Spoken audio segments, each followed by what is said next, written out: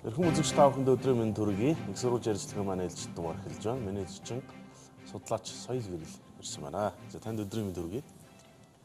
Тэгэхээр Монгол улсыг тойроод ялангуяа манай хоёр хөрстэй холбоотой томхон санаачлалууд хэрэгжил явж байна л да. Оросын албаны улсын хувьд ч гэсэн Хятадын засгийн газрын хувьд ч гэсэн энэ хоёрын хамтраад бас олон тооны бүтц байна л да.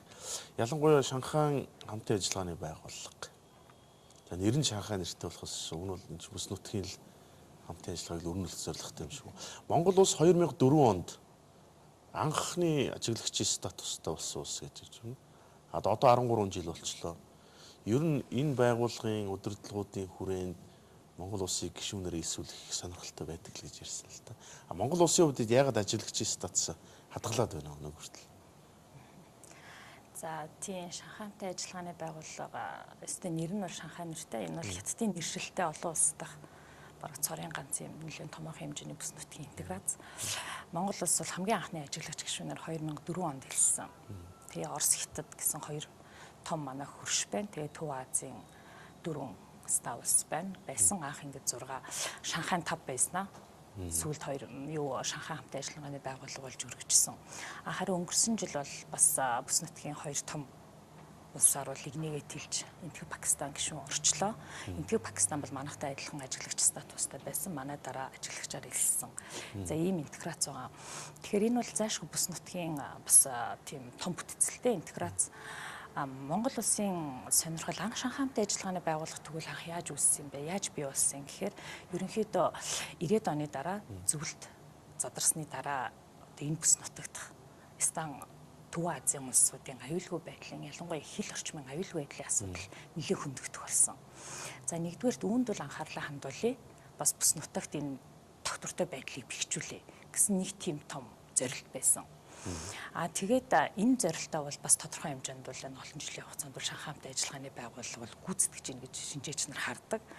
Тэгээд цаашид орчин үед энэ интеграц маань энэ дэлхийн бас энэ тавцан дээр хэр жин нөлөөтэй явах юм бэ гэдгээр яах юм бол эдийн засгийн хамтын ажиллагааны асуудал бол яригдах тийм шаардлага тулгарч ирсэн. Энэ дээр бол Оросын холбооны улс, бүгд амьдагтад ард улс болон бусад гишүүн орнууд бол энэ дээр бол нэгт учиргүй том саналын зөрөө бол ажиглагддаг. За гэтэл харьцангуй одоо манай өмнөд хөрш буюу Шанхай хамтын ажиллагааны байгууллагын нэг том жигүүр болох Хятадын бол эдийн засгийн хүч бид мэдж байгаа маш ихээр тэлсэн, томорсон. Харьцангуй үүнтэй харьцуулахад Оросын холбооны улсын нөгөө гишүүн Оросын холбооны улсын эдийн засгийн хүчин чадал Хятадын зиндаанд арай хүрэхээр үеийн байдал ажиглагдсан. Тэгэхээр хит эдийн засгийн бас хамтын ажиллагаа эдийн засгийн тэм сонирхол руу бас интеграцийг төрөх нь бол бас энэ нөгөө интеграц доторх хүчний баланс алдагдах. Иймэрхүү нэг бас дотоодын гашиг сонирхлын тийм тоглоом бол явж байна. Монгол улсын хувьд бол биднэрт бол мэдээж эдийн засгийн хамтын ажиллагаа ашиг хонж эхний ээлжинд хамгийн чухал хөгжилд.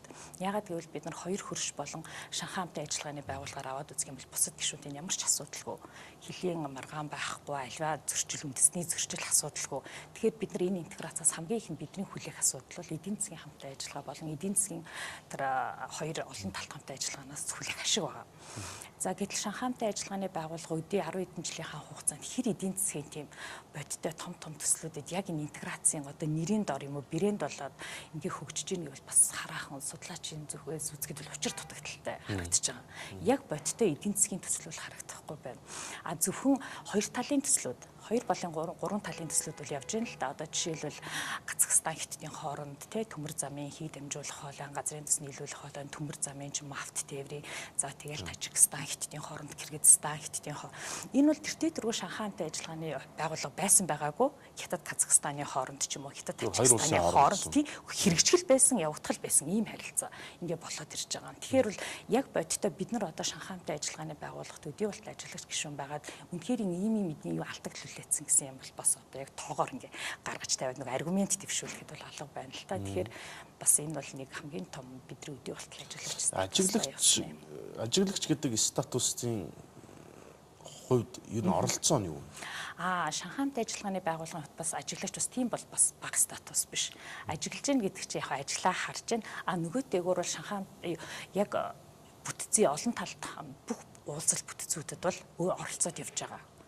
Тэгээд жил болгон болдог төрийн тэргүүнээр дээд хэмжээний уулзалтад оролцох хэрэгтэй байна. Харин тэр дотроо болохоор гишүүн орнуудын төрийн тэргүүнээр салаад тусдаа уулзалтаа хийгээд ингээд юм яриа явдаг л та. Гэтэ тэрэнд уулзж байгаа гадаад хэргийн сайдрын төвшин, засгийн газрын ерөнхий сайдын төвшөнд бас нэг хамгийн том бүтэц ажиглагчийн хүрээнд одоо гишүүдээс ялгаагүй нэг том тийм бүтэц гэтээ хүмүүсийн дийлэнхтэй нэг олж харддаг бүтэц бол судлаачдын хүрээний маш том форумуд болдог. Шанхай хамт ажиллагааны байгууллагын хүрээнд жил болгон дээд хэмжээний уулзалт буюу дээд хэмжээний саммитийн өмнө гишүүн болон ажиглагч тэгээд диалог партнерууд бас харилцан ярианы түнш гэдэг бас нэг статус байгаа шүү дээ. 3 янзын юм шатлалтай.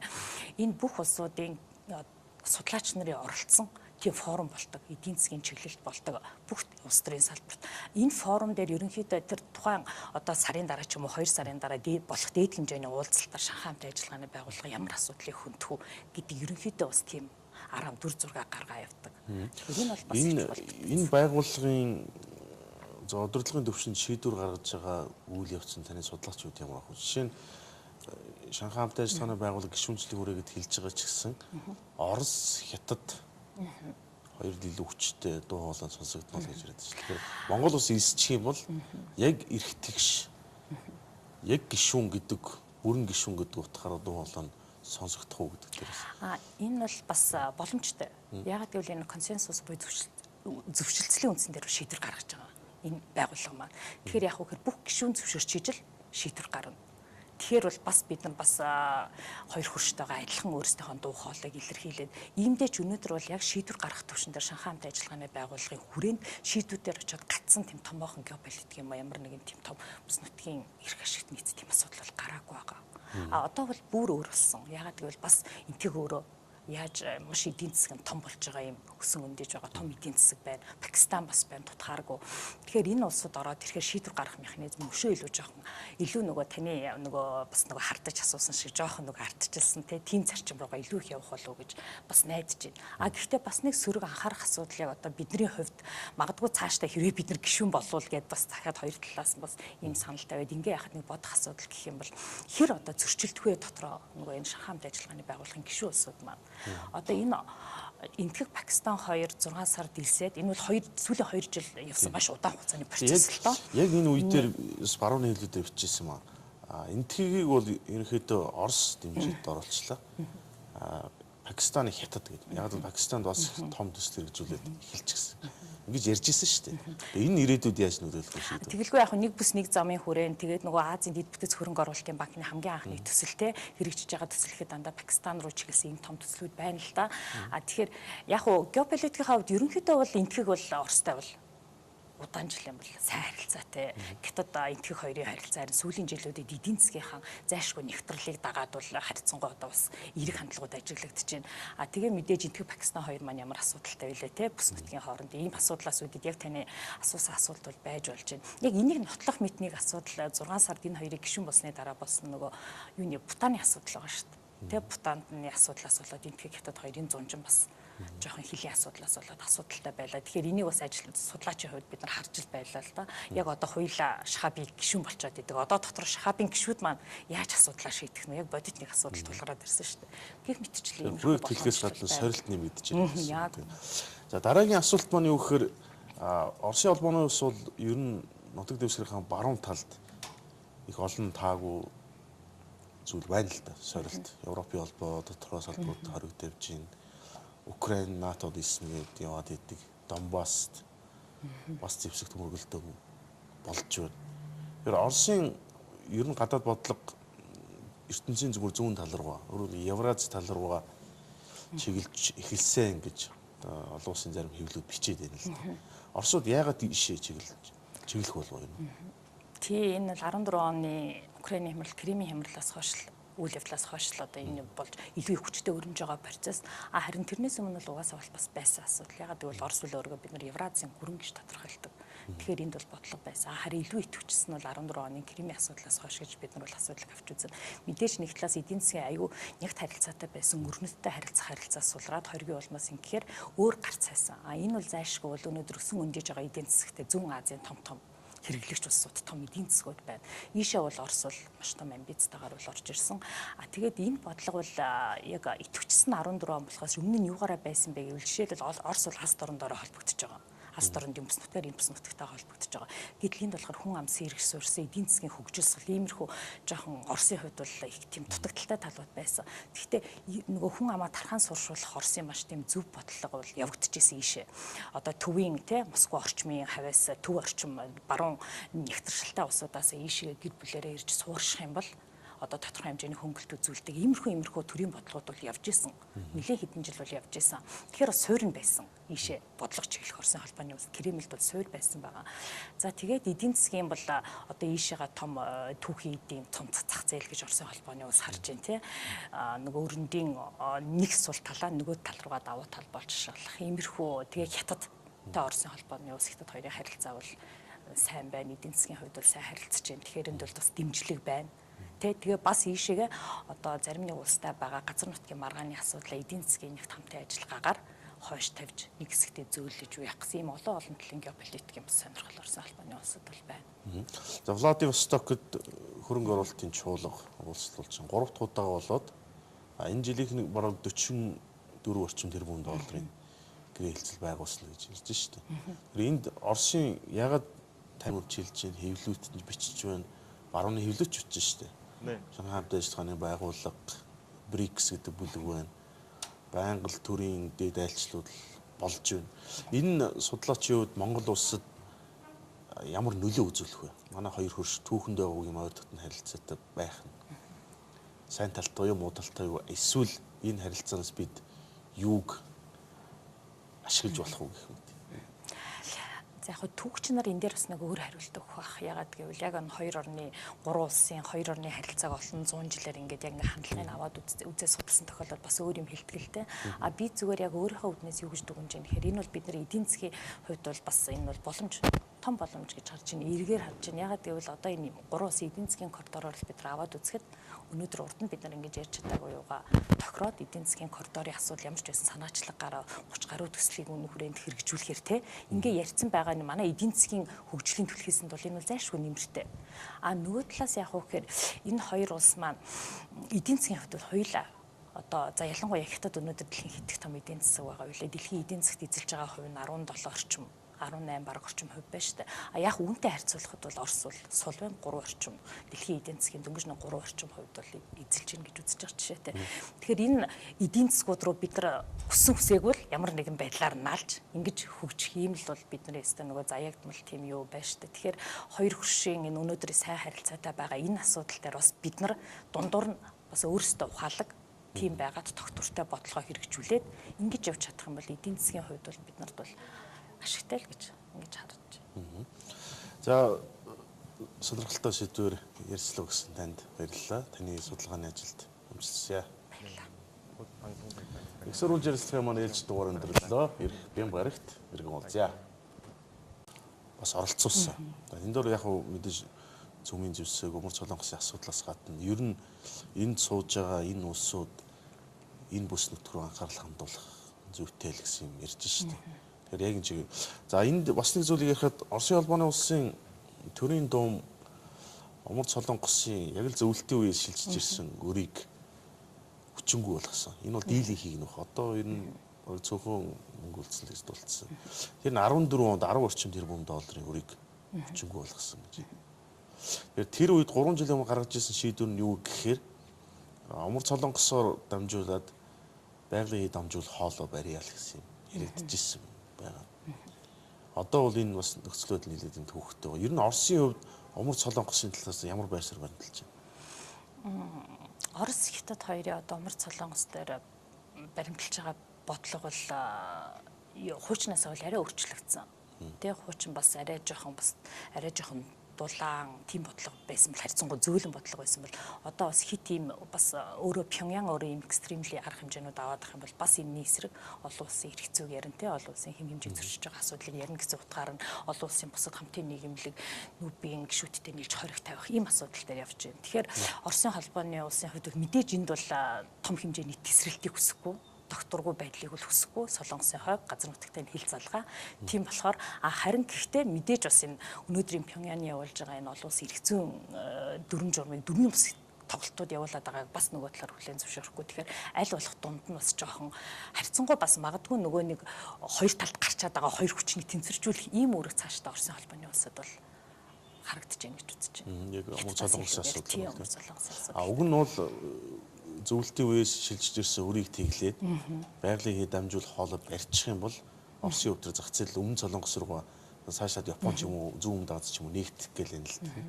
Энэ талаар л бас нэлийн ярих шиг байна. Тийм, тэгэлгүй яг энэ бол бас их чухал төсөл. Яагаад гэвэл өмнөд Солонгос ч өөрөө маш том эрчим хүчний хэрэглэгч орон, зайлшгүй хэрэгтэй, юу хэрэгтэй, Поско гэдэг дэлхийд тэргүүлж байгаа гангийн үйлдвэрт нь өндөр шатдаг манайх шиг юм одоо кокс ч өндөр шатдаг чанартай нүүрс хэрэгтэй. Нөгөө талаар эдгээр эдийн засгийн өсөлтөнд нь байгалийн хий те газрын тас бүх баялаг хэрэгтэй байдаг. Гэтэл өөрөө хойд Солонгосоогоос тооцох юм бол арлын улс болчихж байгаа байхгүй юу? Ерөнхий газартай хэлэхгүй юм ус болчихж байгаа.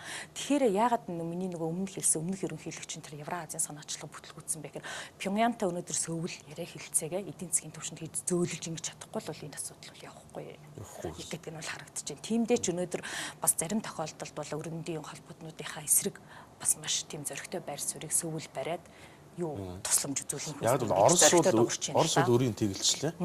Улс төрийн хувьд ямар юм хийж ийн гэж байхгүй гэж үзэн шүү дээ. Өмнөд нь хэрвээ зөвшөөрчих юм бол энийг ингээд байгалыг холбочих гэсэн. Өмнөд хойдтойгоо яриа юугаа хийж чадаж харилцааг зөвлөрүүлэх юм бэл гэсэн үг.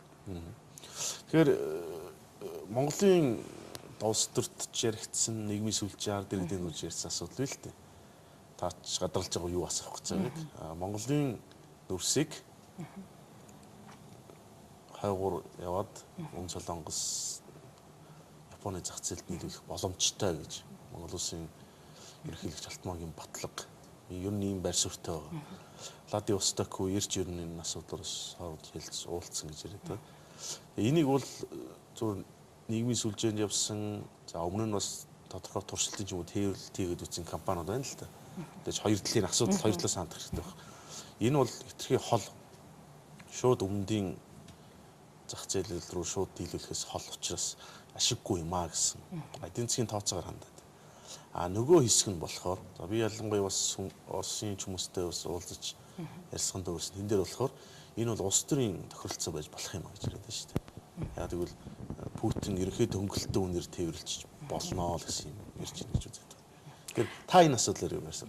Энэ дээрээс цэвэр нөгөө хувь судлаачийн хаан байр суурийг илэрхийлэхэд би нэг бол том зорилтод бодлого, боломжит бодлого гэж харж байна. Мэдээж эдийн засгийн үр ашигын тооцоо энэ төр юм дээрээс юм ярих бах. Нөгөө талаар эдийн засгийн ер нь харилцаа, эдийн засгийн хамтын ажиллагаа болгон зөвхөн ашигт чиглэлдэг юм а гэдгийг сүүлийн үе олон улсын харилцааны асуудлууд харуулж байна. Энийний цаана улс төрийн харилцаагаа дулаад суулгах, ерөнхийдөө цаашаа бүс нутаг руу өөрийнхөө орон зайг тэлэх, олон улсын хамтын нийгэмлэгт оролцоо, тухайн улсын нэр хүн гэдэг олон асуудал яригддаг.